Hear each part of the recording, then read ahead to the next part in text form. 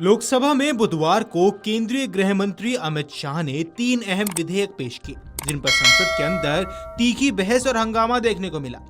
इनमें संविधान का 130वां संशोधन विधेयक 2025, केंद्र शासित प्रदेश शासन संशोधन विधेयक 2025 और जम्मू कश्मीर पुनर्गठन संशोधन विधेयक 2025 शामिल हैं। इन विधेयकों के तहत प्रावधान है कि यदि प्रधानमंत्री, मुख्यमंत्री या कोई मंत्री किसी गंभीर आपराधिक मामले में गिरफ्तार होता है तो उसे पद से हटाया जा सकता है।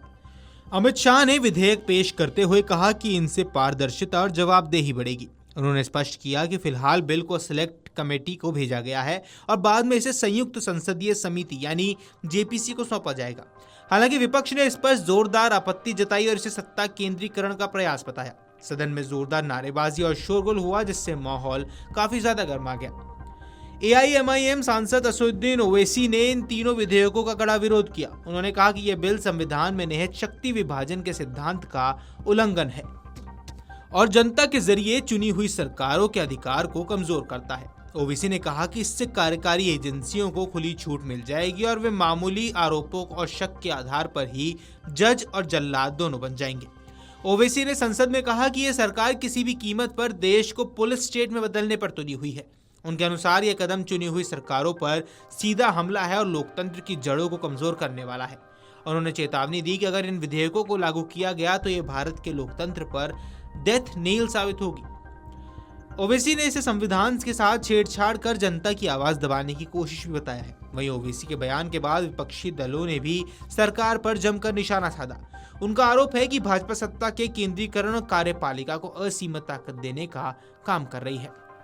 विपक्षी नेताओं के बयान पर पलटवार करते हुए एलजेपी सांसद शांभवी चौधरी ने कहा, विपक्ष कभी किसी विधेयक पर चर्चा नहीं करना चाहता। जब उन्हें अपनी बात रखने का मौका मिलता है तो वे केंद्रीय गृह मंत्री अमित शाह के चेहरे पर कागज फेंकते हैं, वे भी संसद के अंदर। फिर उनमें और अपराधियों में क्या अंतर है, ये बेहद चौंकाने वाला है। इंट्रोड्यूस कर रहे हैं, उसके बारे में बोल रहे हैं। एक तो आप किसी बिल पे चर्चा करते नहीं है, करना ही नहीं चाहते हैं आप किसी बिल पे चर्चा। और जब बिल इंट्रोड्यूस भी हो रहा है, क्योंकि जो सरकार को जो करना है वो तो मेजोरिटी में वो सरकार कर ही लेगी।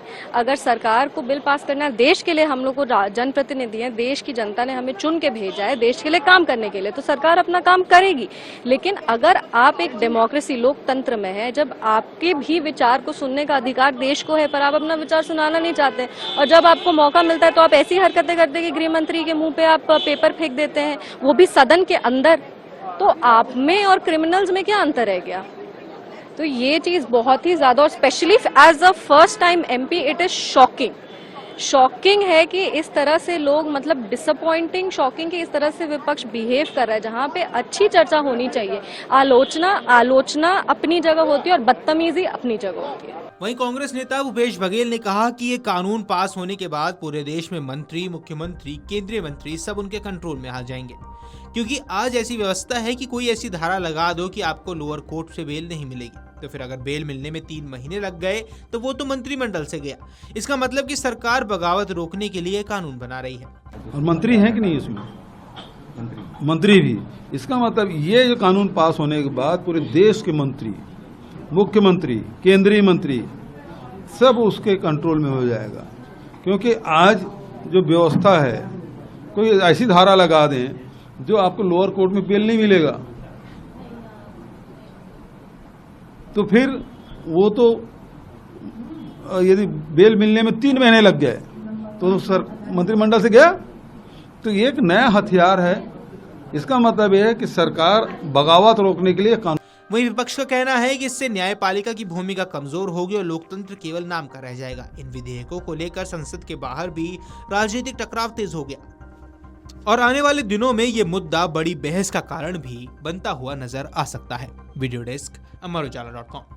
अगर आप ये वीडियो YouTube पर देख रहे हैं तो हमारे चैनल को सब्सक्राइब कर बेल आइकन दबाएं और Facebook पर देख रहे हैं तो हमारे पेज को लाइक करें।